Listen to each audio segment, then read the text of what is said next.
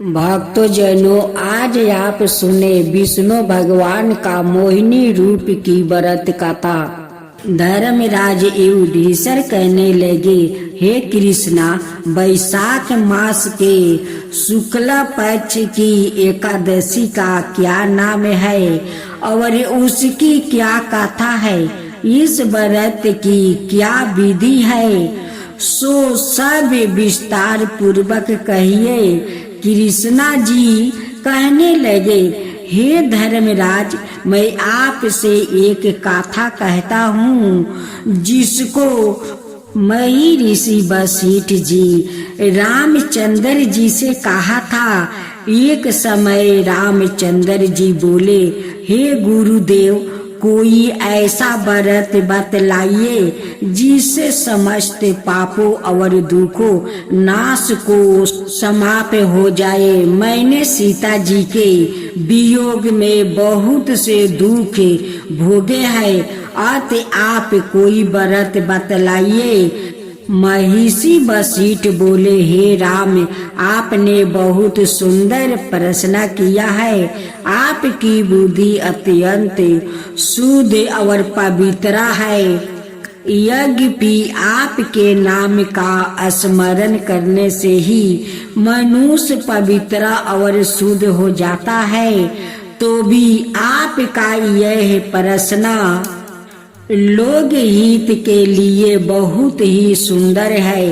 वैशाख मास में जो एकादशी आती है उसका नाम मोहिनी एकादशी है।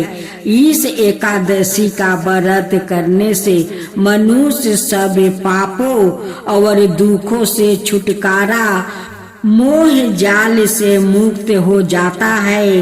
अतः यह व्रत दुखी मनुष्यों को अवश्य करना चाहिए। इससे मनुष्यों के सब पापों और दुखों नाश का प्राप्त हो जाता है।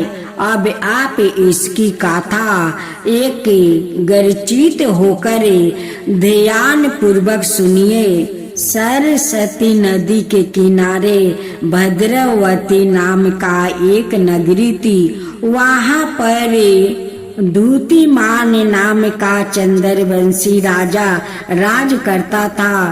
इसी नगरी में धनाय से पुनर्वान धनपाल नाम का एक वेश्या भी रहता था।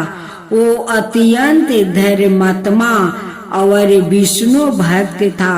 उसने नगर में अनेक भोजनालय, पियाऊ, कुआं, सरोवर, धर्मशाला आदि बनवाए थे और सड़कों पर आम, जामुन, नीम आदि के अनेक वृक्षों लगवाए थे। उस वेश्या के 5 पुत्री थे।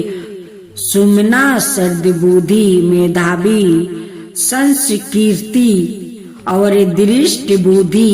इनमें दृष्ट बुद्धि नाम वाला 5वां पुत्र महापापी था। वो पितरों आदि को नहीं मानता था।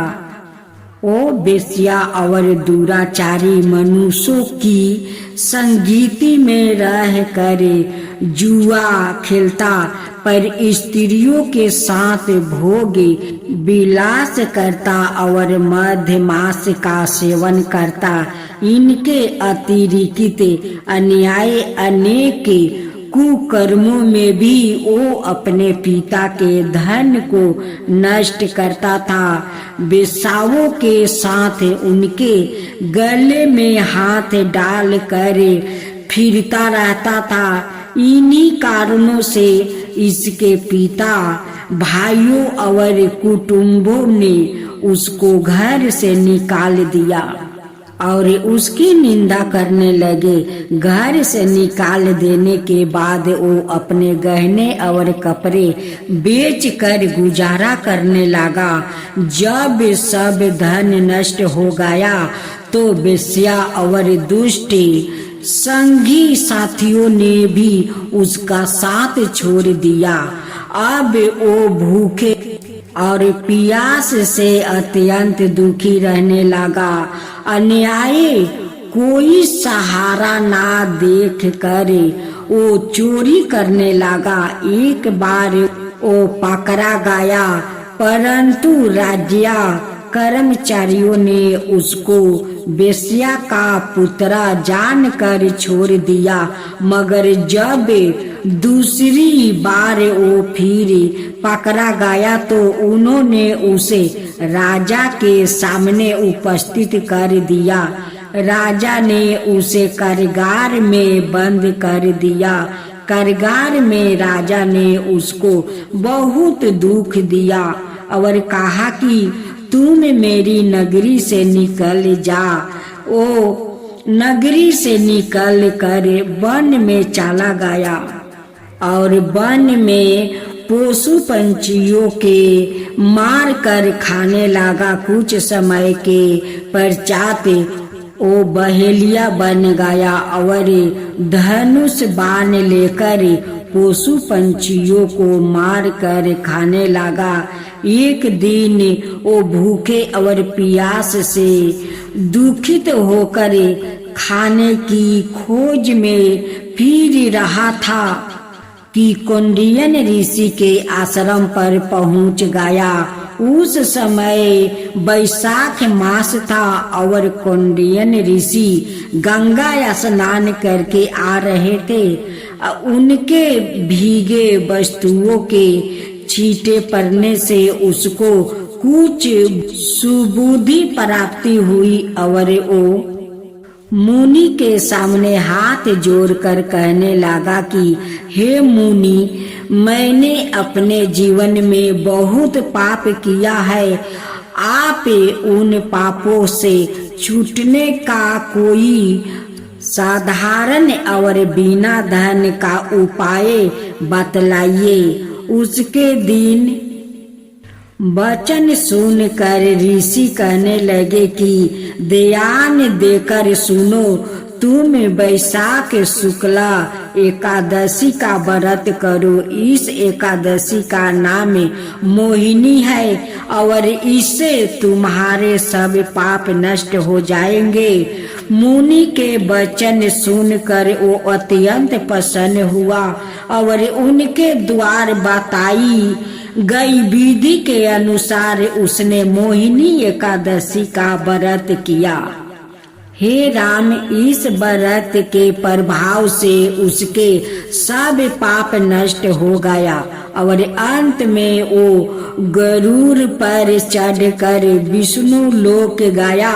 इस व्रत से मोह आदि सब दोष नष्ट हो जाते हैं। संसार में इस व्रत से श्रेष्ठ अन्याय कोई व्रत नहीं है।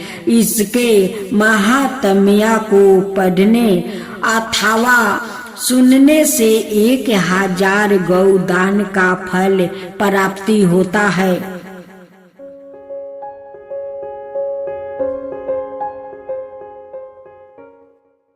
भक्तों जनों, आज आप सुने विष्णु भगवान का मोहिनी रूप की अवतार एकादशी व्रत कथा। मोहिनी एकादशी मनाई जा रही है। मोहिनी अवतार की पौराणिक कथा के अनुसार जब समुद्र मंथन से निकला अमृत कलश दैत्य एक दूसरे के हाथों से छीन रहे थे, इसी बीच एक मनोरम स्त्री उनके बीच में चली आई। सभी उस मनोरम स्त्री के सुंदर को देख हठत मोहिनी हो गई। वो सभी आपस का झगड़ा भूल कर उन मनोरम स्त्री के पास दौड़ कर गए। दैत्यों ने देवी से पूछा, तुम कौन हो, कहाँ से आई हो? सुंदरी, तुम क्या करना चाहती हो? देवी को देखकर दैत्यों के बीच खलबली मच गया। दैत्य कहने लगे, अब तक देवता दैत्य सीधे गंधर्व चरण और लोक परलोक ने तुम्हें स्पर्श नहीं किए होंगे। अवश्य ही देवताओं ने तुम्हें संपूर्ण इंद्रानियों एवं मन को दीपित करने के लिए भेजा होगा। सुंदरी, तुम हमारा झगड़ा मिटा दो, तुम अन्याय अनुसार निष्पक्ष भाव से इस अमृत को बांट दो, जिससे हम लोग में और अधिक झगड़ा ना हो। प्रस्ताव में श्री हरि विष्णु योग माया शक्ति से योग के हो मोहिनी अवतार धारण किए हुए दैत्यों के पास गए थे। योग माया शक्ति के प्रभाव से तीनों लोकों में ऐसा कोई भी नहीं है जिसे बस में नहीं किया जा सकता है।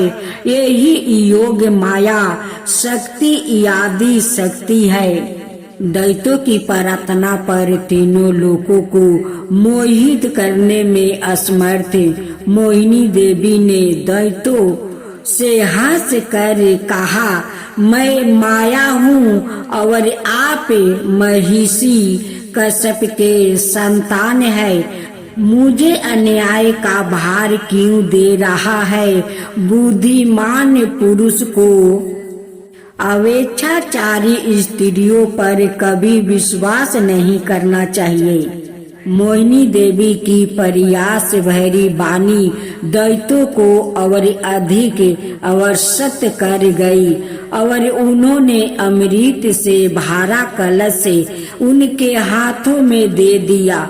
मोहिनी देवी ने अमृत का कलश अपने हाथ में ले दैत्यों से कहा, मैं जो भी करूं फिर चाहे वो उचित होगा या अनुचित, अगर तुम्हें स्वीकार हो तो तुम्हें अमृत बांट सकती हूँ। उनकी मोही युक्त मीठी बात सुनकर सभी दैत्यों देवी मोहिनी के प्रस्ताव पर सहमत हो गए।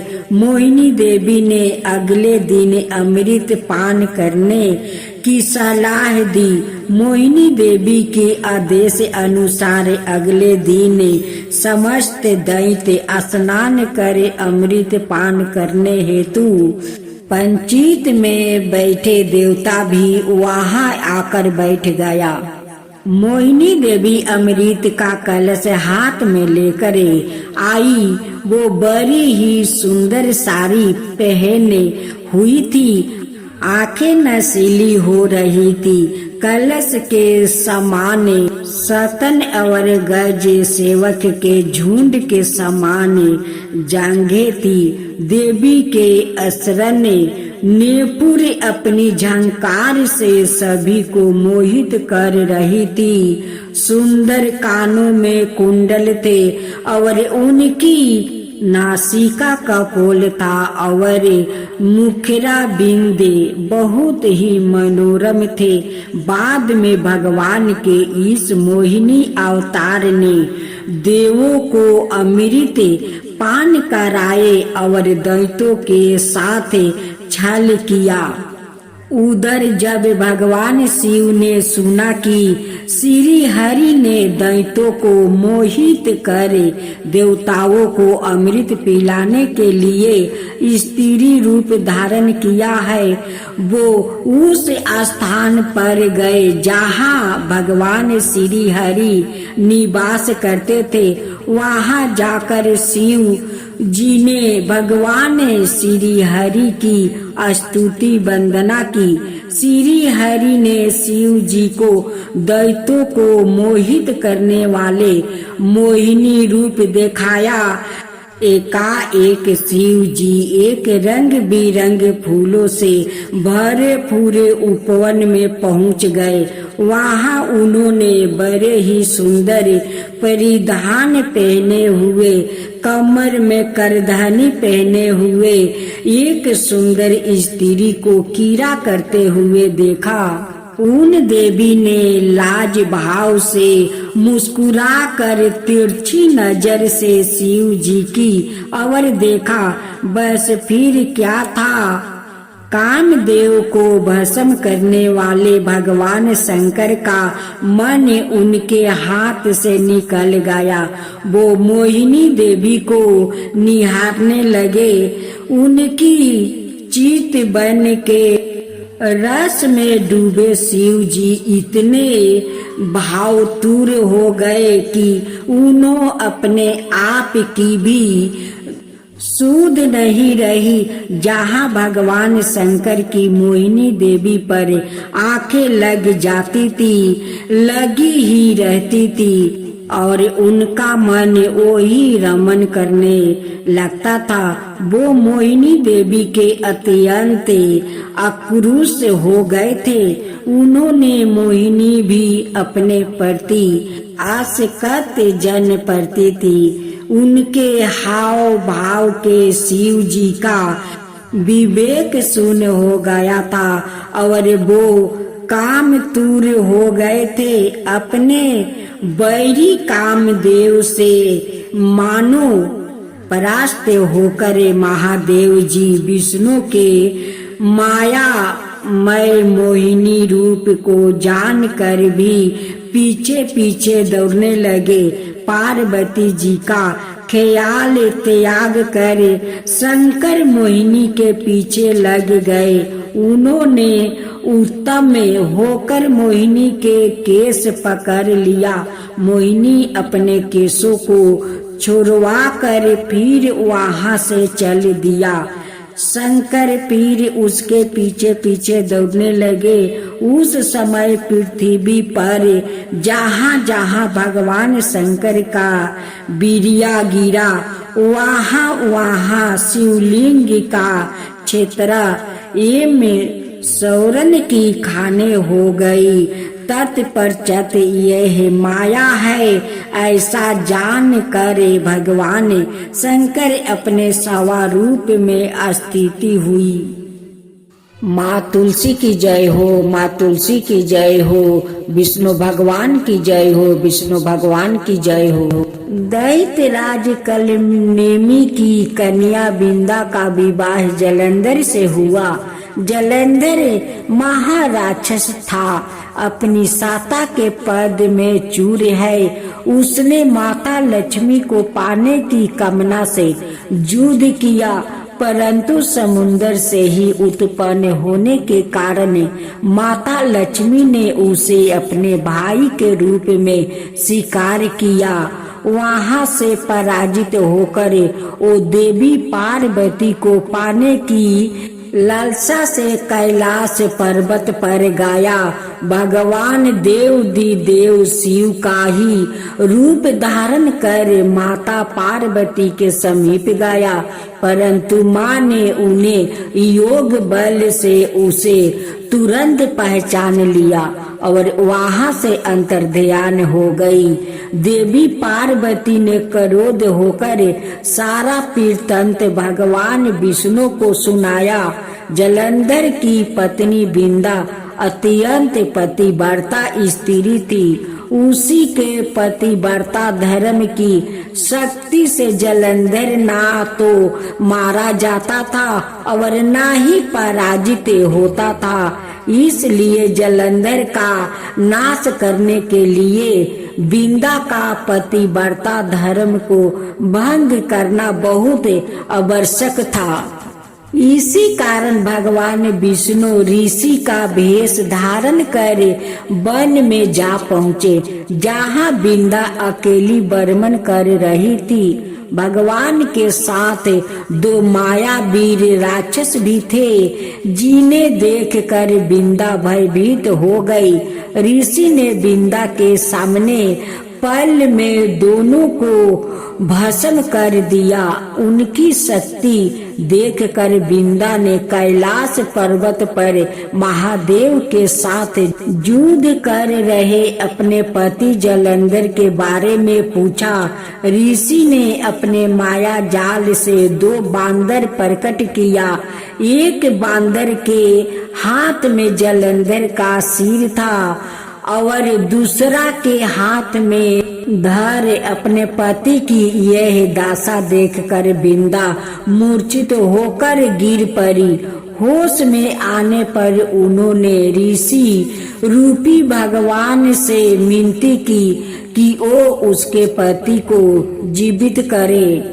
भगवान ने अपनी माया से पूर्ण जलंधर का सिर धड़ से जोड़ दिया और सवाए भी वो उसी शरीर में प्रवेश कर गए। बिंदा को इस छल का तनिक भी आभास नहीं था। जलंधर बने भगवान के साथ बिंदा पतिव्रता का व्यवहार करने लगी, जिससे उसका सती व्रता भंग हो गया। ऐसे तो ही बिंदा का पति जलंधर युद्ध में हार गया।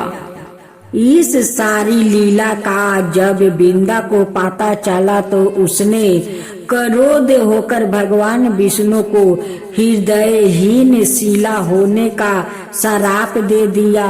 अपने भक्त के श्राप को भगवान विष्णु ने स्वीकार किया और शालिग्राम पत्थर बन गया। सृष्टि के पालनकर्ता के पत्थर बन जाने से ब्रह्मांड में अतुलिन की स्थिति हो गई। यह देखकर सभी देवी देवताओं ने बिंदा से प्रार्थना की, ओ भगवान विष्णु को श्राप से मुक्त कर दे। बिंदा ने भगवान विष्णु को श्राप से मुक्त कर दिया, सवाए आत्मदाह कर लिया। जहाँ बिंदा भस्म हुई वहाँ तुलसी का पौधा उग गया। भगवान विष्णु ने बिंदा से कहा, हे बिंदा, तुम अपने सती व्रता के कारण मुझे लक्ष्मी से भी अधिक प्रिया हो गई हो। अब तुम तुलसी के रूप में सदा मेरे साथ रहोगी। जो मनुष्य भी मेरे शालिग्राम रूप के साथ तुलसी का विवाह करेगा उसे इस लोक और परलोक में विपुल यश प्राप्ति होगा। ऐसी मान्यता है कि जिस घर में तुलसी होती है वहाँ यम के दूत भी असमय नहीं जा सकते। मृत्यु के समय जिसके प्राण मंजीरी रहती, तुलसी और गंगा जल मुख में राख कर निगल जाते हैं। वो पापों से मुक्त होकर वैकुंठ धाम को प्राप्ति होता है। जो मनुष्य तुलसी अमले की छाया में अपने पितरों का श्राद्ध करता है उसके पितरों मोक्ष को प्राप्ति हो जाते हैं। यमराज भगवान की जय हो, यमराज भगवान की जय हो।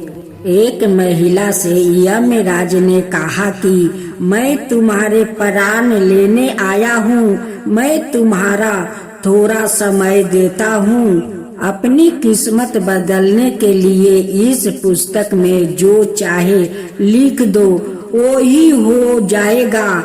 महिला ने पुस्तक में देखा तो वह लिखा था, तुम्हारी सहेली को खजाना मिलने वाली है।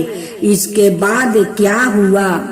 एक महिला को यमराज मिले, लेकिन वो उन्हें पहचान नहीं सकी। उसने यमराज को पानी पिलाया।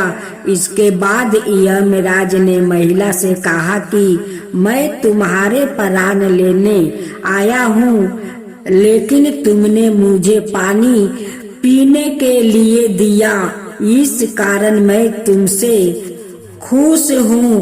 तुम्हें एक अवसर देता हूँ, तुम अपना भाग्य बदल सकती हो।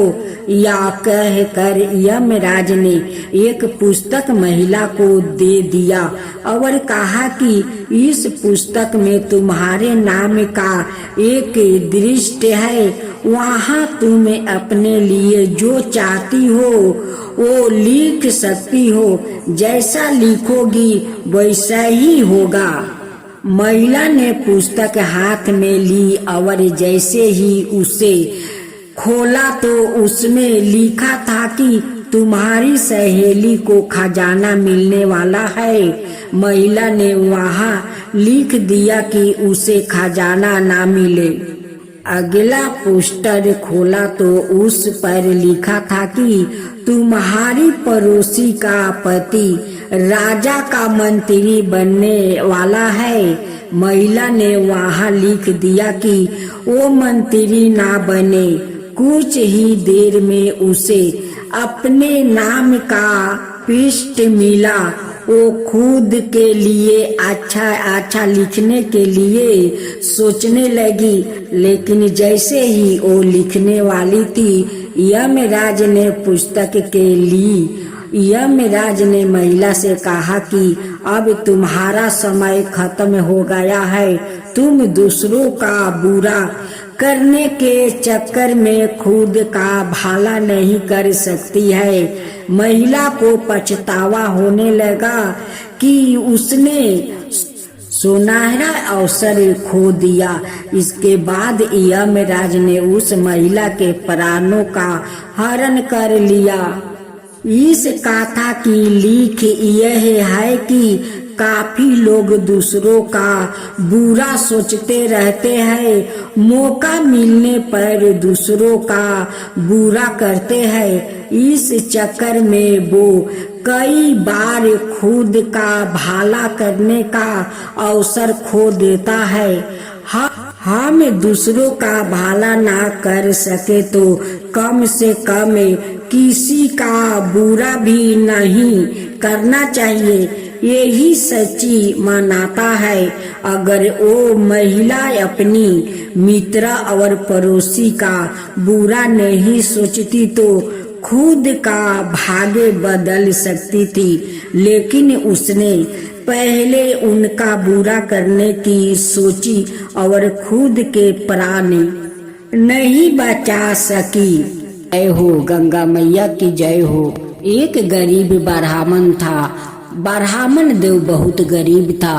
वो भिक्षा मांगकर अपना परिवार को पोषण पालन करता था। ब्राह्मण देव बहुत दूर दूर भिक्षा मांगने चले जाते कि दूर नहीं जाऊंगा तो मुझे ज्यादा तो दक्षिणा नहीं मिलेगा, दूर दूर जाऊंगा तभी तो मुझे बहुत सारा दक्षिणा मिलेगा, तो हमारा परिवार को पोषण पालन अच्छा से हो जाएगा। ब्राह्मण देव अपना परिवार को कभी दुख तकलीफ नहीं देते, अपना परिवार को हमेशा खुशी खुशी रखते। एक दिन ब्राह्मण देव भिक्षा मांगकर घरे आते हैं और अपना ब्राह्मणी से कहते हैं कि सुनते हो जी, देखो काल सब लोग बैसाखी स्नान करने जाते हैं, हम लोग भी चलेंगे। ब्राह्मणी कहती है कि आपका खुशी के लिए मैं कहीं भी चलने के लिए तैयार हूँ, चलिए हम लोग भी बैसाखी स्नान करेंगे। ब्राह्मण देव अपना परिवार को लेकर बैसाखी स्नान करने चल देते हैं। रास्ते में माँ गंगा एक बुढ़िया का रूप धारण कर लेती है। उनकी सारा शरीर का चमड़ा झूला हुआ था और रास्ते में एक लाठी लेकर बैठ गई।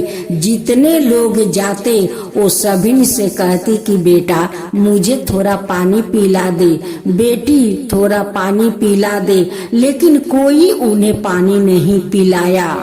ब्राह्मण देव अपना परिवार को लेकर उसी रास्ते से जा रहे थे। जब उस बूढ़ी माँ के पास पहुँचा, बूढ़ी माँ कहने लगी कि बेटा मुझे बहुत जोर का प्यास लगा है, देख मेरा गला सूखा गया है, कोई मुझे पानी नहीं देता है, बेटा तू पानी पिला देगा।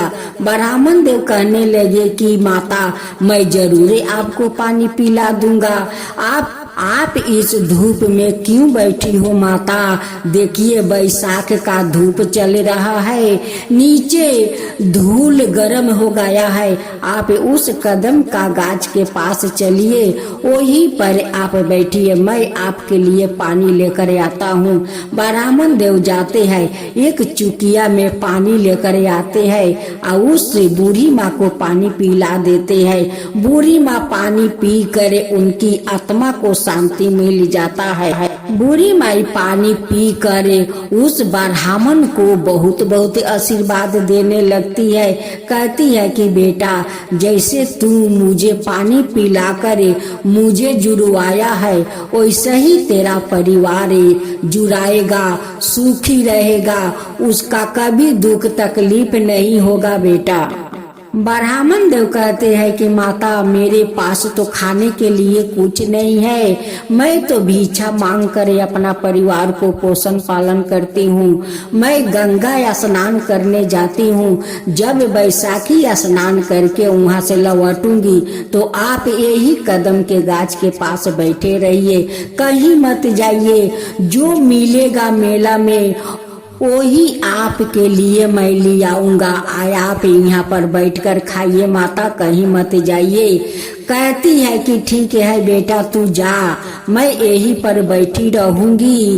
वो तो कोई बूढ़ी माँ तो थी नहीं, वो तो साक्षात माँ गंगा थी। ब्राह्मण देव अपना परिवार को लेकर जाते हैं, बैसाखी गंगा स्नान करते हैं। अपना पत्नी से कहते हैं कि देखो, मैं यही घाट पर एक गमछा बिछा देती हूँ, आते जाते लोग तो कुछ ना कुछ तो दान दे ही देंगे, कुछ पैसा, कुछ चिवड़ा, कुछ मुढ़ी तो दे ही देंगे, वही हम लोग खाकर तब चलेंगे और उसी में से कुछ बचाकर उस बूढ़ी माई के लिए ले चलेंगे। ब्राह्मण देव वही पर गामछा बिछाकर बैठ जाते हैं। आते जाते लोग कोई चिवड़ा देता है, कोई बतासा देता है, कोई पैसा देता है। ऐसे उनके गामछा पर देते देते कुछ तो अन्न इकट्ठा हो गया। वहाँ पर सब परिवार मिलकर खाए और बूढ़ी माँ के लिए बचा कर ले आए। जब ब्राह्मण देव अपना परिवार को लेकर आते हैं, उस कदम के पेड़ के पास जाते हैं, देखते हैं कि बूढ़ी माई तो यहाँ पर नहीं है। ब्राह्मण देव कहने लगे कि बूढ़ी माई तो चल नहीं पा रही है, बूढ़ी माँ कहाँ चली गई ये धूप में? बूढ़ी माँ तो भूखे प्यासे होगी, ना जाने बूढ़ी माँ कहाँ चली गई। उन्हें तो मैं बोल कर गया था कि माता आप यहीं पर बैठे रहिए, कहीं मत जाइए, फिर भी बूढ़ी माता कहाँ न कहाँ चली गई। जब ब्राह्मण देव अपना घर पहुँचते हैं, देखते हैं कि बूढ़ी माई तो उनकी दरवाजे पर बैठी हुई है। अब ब्राह्मण देव देख कर बहुत आश्चर्य में पड़ गए कि ये बूढ़ी माई तो चल नहीं पा रही है, हम लोग के घर कैसे आ गई, हम लोग के घर का पता ये कैसे जानती है। ब्राह्मण देव उस बूढ़ी माई से पूछते हैं कि माँ आप तो चल नहीं पा रही है, आप कैसे यहाँ पर आ गई, आपको पता कैसे चला कि ये मेरा घर है? तब बेस रूपी माँ गंगा कहती है कि बेटा, ये के गोरू गाड़ी वाला था, वो अपना गाड़ी पर मुझे उठा लिया और बोला कि माता जहाँ जाना है वहाँ पर बोलिए, मैं ले चलता हूँ। वो ले आया, आए ही पर मुझे उतार दिया। मुझे तो पता नहीं है बेटा कि ये तेरा घर है, बस गाड़ी वाला लाया और यहीं पर उतार दिया, बोला कि ये ब्राह्मण का घर है। लेकिन माँ गंगा को तो सब कुछ पता है, उनकी दुख तकलीफ भी पता है, उनकी घर दुआर भी पता है। माँ से भला कुछ छुपता है? माँ तो सब देखती है, सब जानती है। ब्राह्मण देव कहने लगे कि माता आपको तो बहुत भूख लगी होगी, लीजिए चिवड़ा और बतासा खा लीजिए, और खाकर यही चौकी पर आप सो जाइए, आराम कीजिए। जब रात को ब्राह्मण परिवार सो गया तो माँ गंगा भाला कैसे सोती? वो उठ कर अपना चरण उनकी दरवाजे पर छोड़ देती है। एक मोहर भरा कलश से उनकी दरवाजा पर रख कर माँ गंगा तो अंतर्ध्यान हो जाती है।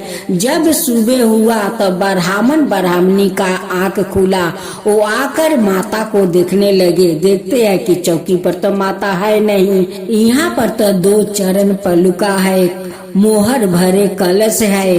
अब तो ब्राह्मणी कहती है कि स्वामी वो कोई बूढ़ी माई नहीं थी, वो तो माँ गंगा थी, साक्षात माँ गंगा थी।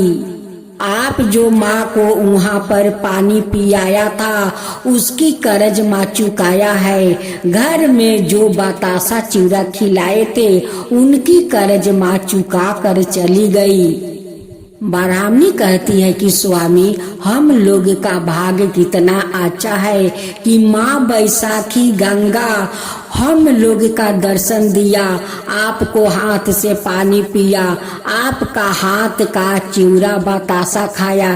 कितना हम लोग तकदीर वाले हैं कि माँ गंगा दर्शन भी दिया और आपका हाथ का भी भोजन भी किया। इतना सारा धन माँ देकर गए कि ये धन हम लोग के कभी शेष नहीं होगा।